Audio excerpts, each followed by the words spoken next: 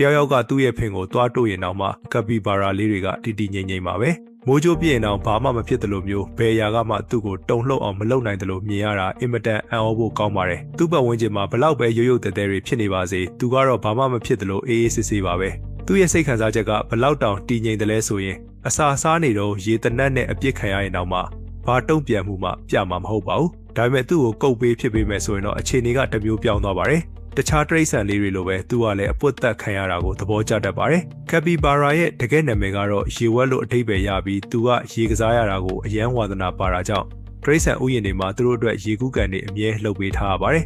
ကပီဘာရာတွေဟာရေချိုးရတာကိုအယမ်းနှစ်သက်တဲ့တရဝါလေးတွေအကြောင်းပါပဲတချို့အချိန်တွေမှာရေတွေကသူ့ကောင်းမော်အထိလျှံတက်နေရင်တော့မှရေချိုးတာကိုအဆုံးထိပြီးအောင်လုပ်ဖို့ဆွဲကောင်းနေတတ်ပါတယ်စိတ်ဝင်စားဖို့ကောင်းတာကဒီအကောင်လေးအိပ်ပျော်သွားပြီဆိုရင်ဝက်တီတစ်ကောင်လိုပါပဲဘလောက်ပဲအကျယ်ကြီးအော်ခေါ်နေပါစေလုံးဝနိုးလာမှာမဟုတ်ပါဘူးဒါပေမဲ့သူအကြိုက်ဆုံးပန်းသီးတွေကိုသာထုတ်လိုက်မယ်ဆိုရင်တော့အိမ်မက်ကဘာတွေကနေချက်ချင်းပြန်ခေါ်ထုတ်နိုင်မှာပါကပီဘာရာလို့ခေါ်တဲ့ဒီမျိုးစိတ်လေးတွေဟာလူတွေကိုအမြဲတမ်းဘာလို့ခြင်းမှမသိပဲအေးဆေးတည်ငြိမ်နေပြီးနည်းနည်းတော့နားလည်ရခက်တဲ့ပုံစံမျိုးပေးတတ်ပါတယ်ဒါကြောင့်ပြင်းထန်တဲ့မုန်တိုင်းတွေထဲမှာတော့မှသူစဉ်းစားစရာရှိတာကိုအဲ့ဒီနေရာမှာလည်းအပြေမထွက်မချင်းအိမ်ပြန်ဖို့စိတ်ကူးရှိမှာမဟုတ်ပါဘူး